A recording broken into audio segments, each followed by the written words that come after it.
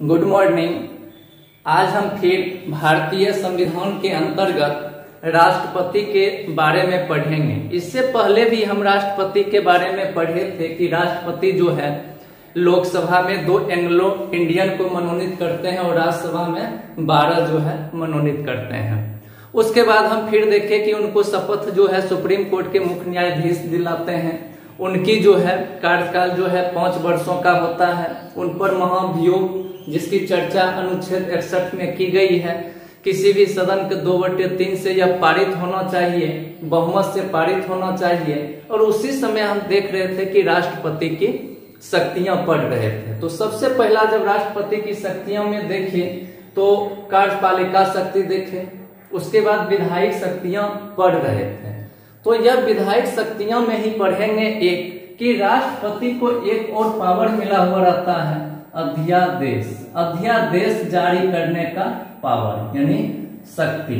इसकी जब चर्चा हम करेंगे तो यह देखेंगे अनुच्छेद 123 में।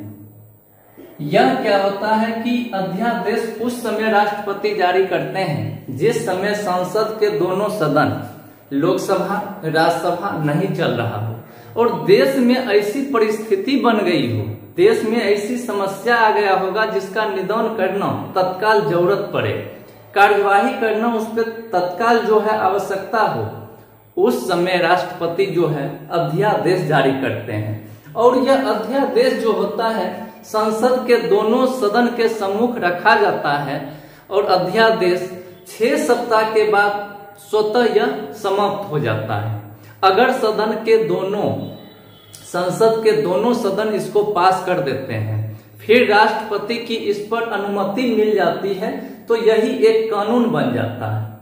लेकिन इसमें पढ़ेंगे कि अध्यादेश जो है, जब पढ़ेंगे मौलिक अधिकार, यह अध्यादेश मौलिक अधिकार पे ना हो, उसको छोड़कर ही अध्यादेश जारी कर सकते हैं। तो इसके बाद हम फिर पढ़ेंगे अगला कि न्यायिक शक्तियां, विधायक पढ़ लिए, उसके बाद देखते हैं न्यायिक।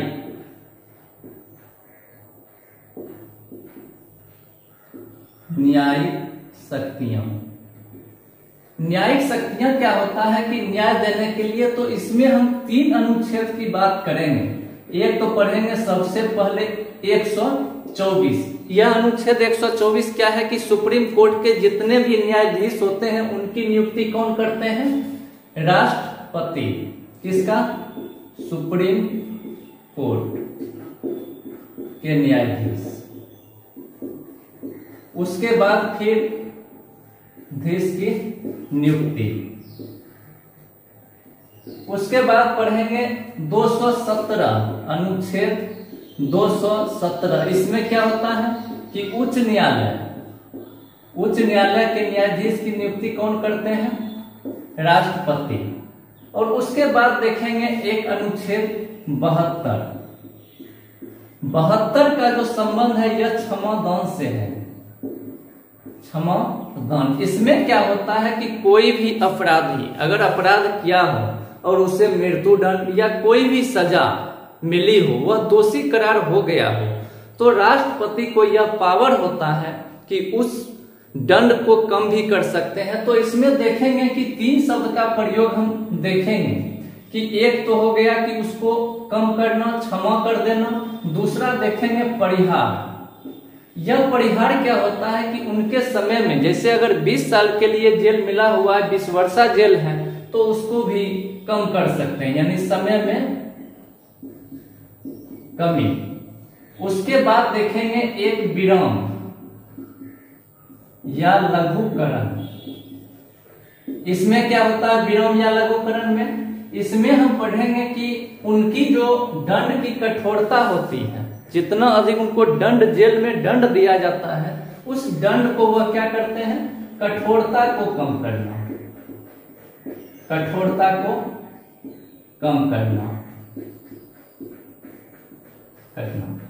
और इसके बारे में हम पढ़े तो न्यायिक शक्तियों को देखें। इसमें याद रखेंगे अनुच्छेद 124, 217 और 72 का संबंध समाधान से, जिसमें 3 शब्द का प्रयोग किया जाता है।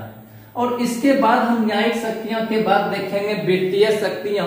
तो वित्तीय शक्तियां जो होती है उसका संबंध किससे होगा? वित्त से होगा। सबसे पहले यहां से ही क्लियर है। तो वित्तीय में हम देखेंगे सबसे पहले वित्त मंत्री और वित्त आयोग। एक तो होता है वित्त आयोग और दूसरा देखते हैं कि मंत्री में वित्त मंत्री। तो इसमें क्या होता है कि सबसे पहला जो है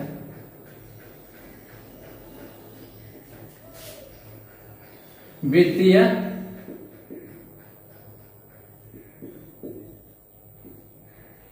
शक्ति, इसको देखेंगे। तो यह जो होता है कि वित्त यानी जो पैसा का वित्तीय वर्ष में पैसा का लेखा जोखा रखना। तो इसमें क्या होता है कि सबसे पहले हम पढ़ेंगे अनुच्छेद 112। अनुच्छेद 112 में क्या है कि प्रत्येक वित्त वर्ष में जो है वित्त मंत्री जो है अपना लेखा जोखा संसद के सामने यानी दोनों सदन के सामने संयुक्त रूप से रखते हैं। और एक सम्मुख वार्षिक जो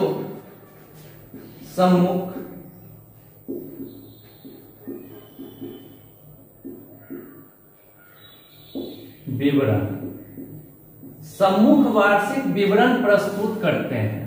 और यह जो सम्मुख वार्षिक विवरण होता है यह किसके नाम से होता है प्रस्तुत? यह राष्ट्रपति के नाम से ही प्रस्तुत होता है।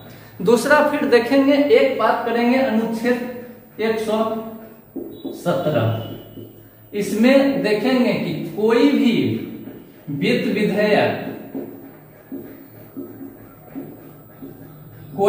विधेयक जो है वह संसद में बिना राष्ट्रपति के अनुमति का पेश नहीं किया जा सकता है। क्या देखें कि कोई भी वित्त विधेयक जो है जब तक राष्ट्रपति का सिग्नेचर नहीं होगा, अनुमति नहीं होगा, तब तक वह संसद के किसी भी सदन में पेश नहीं किया जा सकता। इससे पहले हम पढ़े थे अनुच्छेद 110 धन विधेयक। धन विधेयक में भी हम पढ़े कि धन विधेयक जो है बिना राष्ट्रपति के अनुमति का संसद में पेश नहीं होगा किसी भी सदन में। तो इसमें भी हम क्या देखें कि अनुच्छेद 117 में कि वित्त विधेयक संसद में पेश नहीं होगा। उसके बाद देखेंगे अनुच्छेद 267। इसमें क्या है, इसका संबंध है आकस्मिक निधि से। यह आकस्मिक निधि क्या होता है कि सबसे बड़ा पावर जो देखेंगे यह आकस्मिक निधि पर पूर्ण नियंत्रण राष्ट्रपति का होता है।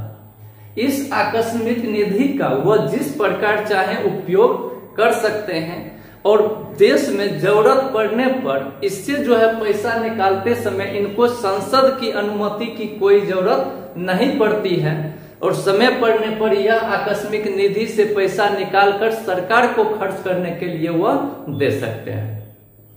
ठीक, उसके बाद देखेंगे कि ये देख लिए। उसके बाद हम आएंगे एक आगे सैन्य शक्ति कि सैन्य शक्ति क्या होती है। राष्ट्रपति की सैन्य शक्ति।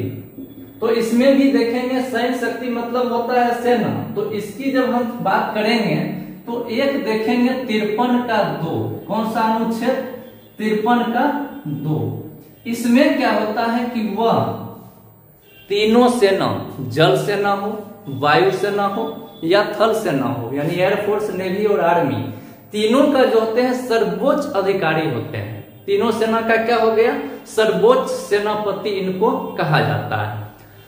इन्हें जो है सैन्य शक्ति में देखेंगे किसी देश के साथ युद्ध करना या शांति स्थापित करने का इनको क्या है? अधिकार प्राप्त है।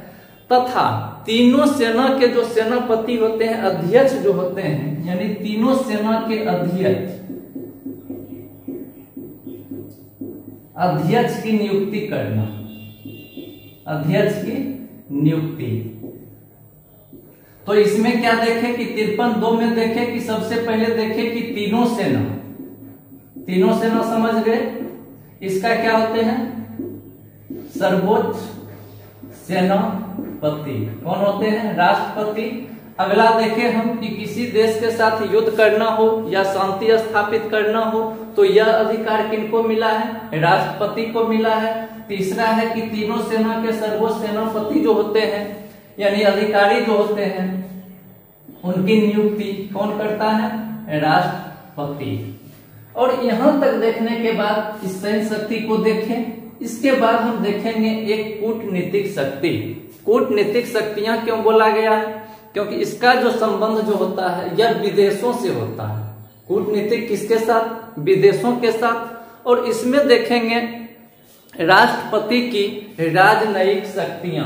तो सबसे यहां से शुरू करेंगे कि राष्ट्रपति की हम जानते हैं कि सभी देशों से और सभी देशों में एक राजदूत भेजा जाता है। सभी देश अपने देश के एक राजदूत बना करके सभी देश में एक दूसरे देश में भेजते हैं और वह भेजने यहाँ रखने का काम तो क्या हो गया?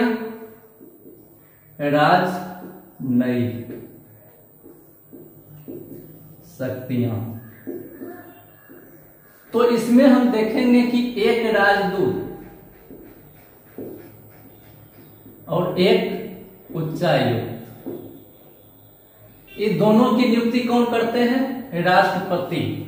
दोनों की नियुक्ति करना राष्ट्रपति का काम है। कोई भी अंतर्राष्ट्रीय संधियां हो या अंतर्राष्ट्रीय समझौता हो तो वह किसके नाम से होता है? वह राष्ट्रपति के नाम से ही अंतर्राष्ट्रीय संधि और समझौता होता है। उसके बाद देखेंगे कि सभी देशों के राजदूत और उच्चायुक्त जो होते हैं उनकी नियुक्ति करना किसका काम है? राष्ट्रपति का काम है। और जब दूसरे देश के राजदूत भारत में आते हैं तो उसके प्रमाण पत्रों की स्वीकृति देना किसका काम है? राष्ट्रपति का। राजदूत जो अपना प्रमाण पत्र लेकर आते हैं इनकी जो है स्वीकृति देना यह भी काम किनका है? राष्ट्रपति का है। और उसके बाद हम इनके बारे में कुछ देखेंगे कि अन्य शक्तियां भी दिया गया है। अन्य शक्तियों में हम देखेंगे कि कुछ जो है पावर, जैसे हम देखेंगे यहाँ वित्त आयोग। वित्त आयोग। दूसरा हम यहाँ देखेंगे नियंत्रक एवं महालेखा परीक्षक, उसी को बोला जाता है कैग। कैग हो गया। तीसरा हम देखेंगे राजभाषा आयोग। राजभाषा आयोग। उसके बाद देखेंगे संघ लोक सेवा आयोग जिसको यूपीएससी बोला जाता है। उसके बाद हम देखेंगे चुनाव आयोग। चुनाव आयोग। फिर देखेंगे SC/ST आयोग। इसमें क्या होता है कि ये जो आयोग जो हम देखते हैं इसका प्रतिवेदन जो है संसद के सामने प्रस्तुत करने का काम राष्ट्रपति करते हैं। कौन कौन देखे? वित्त आयोग, कैग, राजभाषा, यूपीएससी, संघ लोक सेवा आयोग, चुनाव आयोग और SC/ST आयोग। इनका जो प्रतिवेदन होता है वह प्रतिवेदन किसके सामने? संसद के सामने प्रस्तुत करने का काम कौन करते हैं? राष्ट्रपति। और एक और इसी में पढ़ेंगे कि संघ लोक सेवा आयोग में इसमें एक और इनको पावर मिला हुआ है कि सदस्यों की संख्या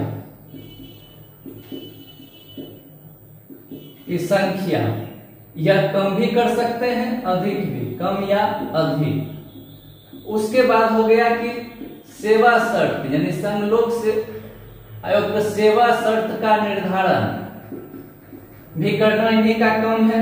तीसरा क्या हो गया कि पदावधि। इन सब पर जो है कानून बनाने का अधिकार किनके पास है? राष्ट्रपति के पास है। तो इसको भी ध्यान में रखेंगे कि अन्य शक्तियों में हम देखें ये सब शक्तियां किनके पास हैं? इसके पास हैं। और इसके बाद हम देखेंगे और इसकी हम चर्चा भी देखेंगे कि एक 239 भी पढ़ेंगे, अनुच्छेद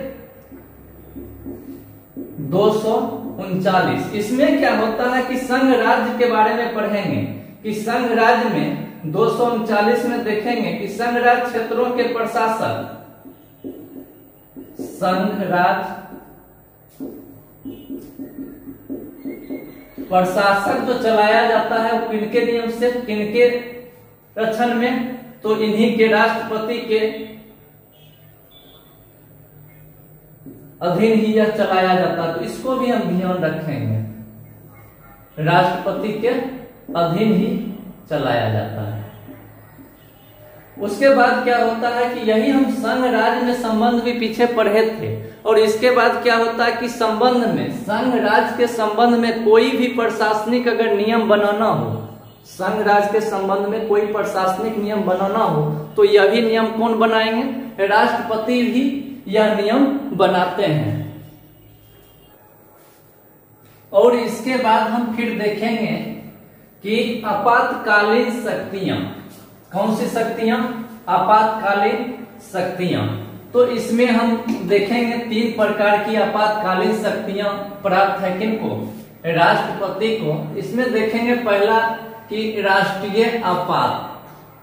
यह राष्ट्रीय आपात होता क्या है कि यह हम पढ़ेंगे कौन सी? आपातकालीन शक्तियों में देखेंगे सबसे पहला राष्ट्रीय आपात, और इसको भी हम ध्यान में रखेंगे कि राष्ट्रीय आपात की चर्चा अनुच्छेद कितना में है? 352 में। और इसी के 4 बाद 356 में राष्ट्रपति शासन, और उसके बाद 3 साल फिर 4 साल बाद वित्तीय आपात, यानी 4 साल के अंतर में जो है यह जो है अनुच्छेद की चर्चा की गई है। 352 में राष्ट्रीय आपात, 356 में राष्ट्रपति शासन और 360 में वित्तीय आपात। यहाँ हमें कंफ्यूजन नहीं करना है, मिलान करने भी दे देता है एग्जाम में। तो सबसे पहले हम देखेंगे राष्ट्रीय आपात की बात करेंगे 352। यह राष्ट्रीय आपात होता क्या है कि राष्ट्रीय आपात होता है कि जब देश पर कोई दूसरा देश बाह्य आक्रमण कर दे या फिर कोई वैसा खतरा महसूस हो जाए, आक्रमण का खतरा, तो उस समय जो है आंतरिक सुरक्षा के लिए, आंतरिक अपनी सुरक्षा के लिए जो यह लगाया जाता है कौन? राष्ट्रीय आपात, यानी देश की सुरक्षा के लिए। किस कारण से? जब कोई बाह्य आक्रमण हो जाए, शस्त्र के द्वारा आक्रमण हो जाए, कोई देश इस पर डायरेक्ट आक्रमण कर दे, तो उस समय यह लगाया जाता है आंतरिक सुरक्षा के लिए। कौन सा? राष्ट्रीय आपात। तो इसमें देखेंगे 352 में कौन सा देखे? राष्ट्रीय आपात। तो इसमें हम देखेंगे कि राष्ट्रीय आपात जो है कब कब घोषित हुआ। तो भारत में हम पढ़ेंगे कि अभी तक जो है मात्र 3 बार। अभी तक कितनी बार? 3 बार। इसमें एक चीज और देखेंगे कि इस समय जो है एक संशोधन हुआ था, 44वां संशोधन। 44वां संशोधन में क्या हुआ था कि जो हम आंतरिक सुरक्षा की बात करते हैं, किसकी? आंतरिक सुरक्षा। तो यह जो शब्द है यह 44वां संविधान से पहले ही यह शब्द का प्रयोग किया जा रहा था। और उसके बाद जब हम पढ़ेंगे तो पढ़ेंगे सशस्त्र विद्रोह। इसी का नाम बदलकर क्या कर दिया गया? सशस्त्र विद्रोह। कौन सा संविधान संशोधन? 44वां संविधान संशोधन में इसका नाम बदल दिया गया। तो सबसे पहले अभी तक कितना बार लगा है? 3 बार लगा है। तो सबसे पहला हम देखेंगे कि लगा था 1962 में। सब जानते हैं कि 1962 में उस समय पंडित जवाहरलाल नेहरू प्रधानमंत्री थे और सर्वपल्ली राधाकृष्णन राष्ट्रपति थे। उस समय जो है चीन जो है वह भारत पर क्या किया था? आक्रमण। भारत पर आक्रमण।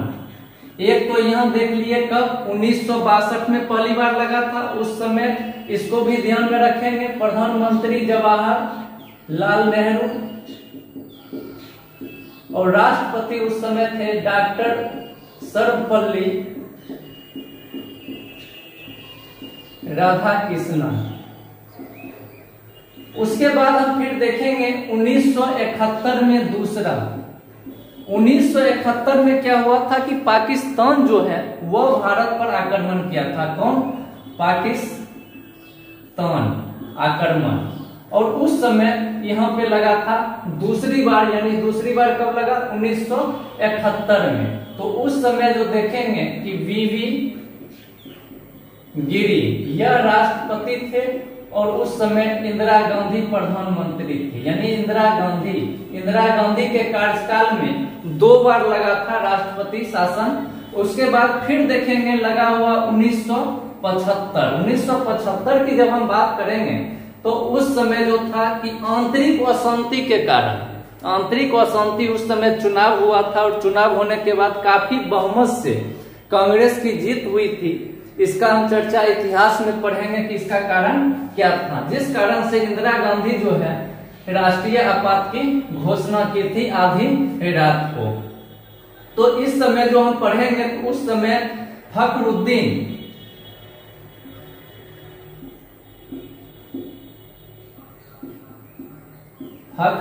जो थे वह थे राष्ट्रपति फखरुद्दीन अली अहमद और प्रधानमंत्री उस समय इंदिरा गांधी। उस समय लगा क्यों था? कांग्रेस के द्वारा आंतरिक अशांति के कारण यह लगा था। तो हम क्या देखें अभी कि राष्ट्रीय आपात और राष्ट्रीय आपात 3 बार लगा, और इसको भी थोड़ा ध्यान में रखेंगे कि उस समय प्रधानमंत्री और राष्ट्रपति कौन थे। और इसके बाद हम फिर देखते हैं अगला राष्ट्रपति शासन 356। तो इसमें क्या देखेंगे कि राष्ट्रपति शासन कब लगाया जाता है? राष्ट्रपति शासन जो है किसी संघ में किसी राज्य में लगाया जाता है। राष्ट्रपति शासन लगाने का 2 कारण मुख्य होता है। एक कारण होता है कि उस राज्य की जो है संवैधानिक नियम से प्रशासनिक, राजनीतिक, सामाजिक कोई भी व्यवस्था न चल रहा हो। कौन चीज हो गया कि उस राज्य का जो है संवैधानिक नियम से, यानी संवैधानिक नियम का वहां उल्लंघन हो रहा, संवैधानिक नियम का पालन नहीं हो रहा है। उस समय जो है उस राज्य के राज्यपाल के प्रतिवेदन पर, वह प्रतिवेदन किनको सौंपते हैं? राष्ट्रपति को। और प्रतिवेदन सौंपने के बाद वहां राष्ट्रपति शासन लगाया जाता है। लेकिन उसमें फिर होता क्या है कि राष्ट्रपति शासन जब लगता है तो इसका अनुमोदन जो है संसद के द्वारा 2 माह के अंदर करना पड़ता है। 2 माह के अंदर राष्ट्रपति शासन उसका अनुमोदन करना पड़ता है। और फिर उसके बाद यह कितने दिनों के लिए लगाया जाता है? 6 माह के लिए। तो अब हम देखते हैं राष्ट्रपति शासन 356। इसमें सबसे पहला क्या हो गया कि इसको हम समझ लिए कि राज्यपाल के प्रतिवेदन पर यह कौन लगाते हैं? राष्ट्रपति लगाते हैं। 2 माह के अंदर इसका संसद के द्वारा अनुमोदन होता है।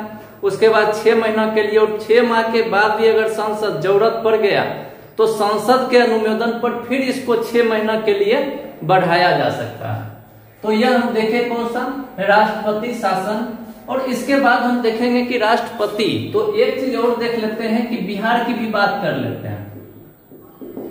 बिहार की हम बात कर लेते हैं। तो बिहार में अभी तक जो है 8 बार राष्ट्रपति शासन लग चुका है, जिसमें से हम 7 बार देखेंगे कि वह जिस समय बिहार का बंटवारा नहीं हुआ था, झारखंड और बिहार था, उस समय 7 बार और 1 बार अलग होने के बाद लगा है। इसके बाद भी हम इसमें कुछ मुख्य पॉइंट को देख लेते हैं कि सबसे अधिक दिनों तक किस राज्य में राष्ट्रपति शासन लगा था। तो इसमें देखेंगे सबसे अधिक जम्मू कश्मीर में। कहा? जम्मू कश्मीर। यहाँ पे राष्ट्रपति शासन जो है 6.5 साल के लिए लगा था, सबसे अधिक दिनों। और वहीं पे हम सबसे कम दिनों के लिए बात करेंगे जब, तो करेंगे हम पश्चिम बंगाल की बात। पश्चिम बंगाल में कितने दिनों के लिए? 7 दिनों के लिए पश्चिम बंगाल सबसे कम। पश्चिम बंगाल। और जब बात करेंगे कि सबसे अधिक बार किस राज्य में लगा, सबसे अधिक बार किस राज्य में लगा, तो ये बात करेंगे मणिपुर। मणिपुर में जो है अभी तक हम देखेंगे तो 10 बार राष्ट्रपति शासन जो है लग चुका है। और फिर एक देखेंगे कि सबसे पहले, तो सबसे पहले 1952 में ही हम पढ़ेंगे। सबसे पहले कहां पे लगा था? पंजाब में लगा था। 1952 में ही राष्ट्रपति शासन लगा था। तो इसमें इसको भी थोड़ा देख लेंगे कि बिहार में अभी तक राष्ट्रपति शासन जो है 8 बार लग चुका है। सबसे अधिक दिनों तक कहां रहा था? जम्मू कश्मीर में लगभग 6.5 साल से भी अधिक रहा था। सबसे कम तो पश्चिम बंगाल में मात्र 7 दिन के लिए लगा था, 7 दिन। सबसे अधिक बार मणिपुर में 10 बार, और सबसे पहले किस राज्य में लगा था, तो वो लगा था पंजाब में, और यह लगा था 1952 में। और इसके बाद हम बात करेंगे वित्तीय आपात की। तो वित्तीय आपात में क्या होता है? वित्तीय संकट, यानी किसी संघ राज्य पर अगर वित्तीय संकट, सरकार को लगता है कि वहां वित्तीय बहुत अधिक संकट पैदा हो गया है, तो उस समय वित्तीय आपात की घोषणा की जाती है। तो इसका भी हम जब नियम पढ़ेंगे तो वही देखेंगे कि 2 माह के अंदर जो है संसद का अनुमोदन होना चाहिए, और संसद के अनुमोदन के बाद 2 माह के बाद यह 6 माह तक रहता है। तो लेकिन इसमें ध्यान रखेंगे कि अभी तक जो है भारत में एक बार भी वित्तीय आपात नहीं लगा है। एक तो देखे थे राष्ट्रपति में महाभियोग, कि अभी तक किन्हीं भी राष्ट्रपति पर महाभियोग नहीं लगा है। उसी प्रकार हम पढ़ेंगे वित्तीय आपात 360 में, तो इस पर ये भी अभी तक भारत में किसी राज्य में या भारत में नहीं लगा है। तो इस प्रकार हम यहाँ देखें कि राष्ट्रपति की शक्तियां जो हैं, और शक्तियां में हम एक एक करके देखें। अब जो इसके बाद जो अगला वीडियो जो हम बनाएंगे, यह आपको पूरे राष्ट्रपति से पूरा क्वेश्चन का ब्यौरा रहेगा। जितना भी आपको रेलवे हो, एसएससी, बीएसएससी हो, बीपीएससी हो, किसी भी एग्जाम में, बिहार पुलिस हो, जो पूछा गया प्रीवियस क्वेश्चन है और जो आने की संभावना है, सारे क्वेश्चन को मेंशन करते हुए अगला वीडियो जो मेरा आएगा राष्ट्रपति पर, वो आएगा प्रश्नोत्तरी। पूरे वीडियो को देखें, इसको सब्सक्राइब करें, लाइक करें, और अच्छा लगे तो अपने दोस्तों में शेयर भी करें। थैंक यू, धन्यवाद।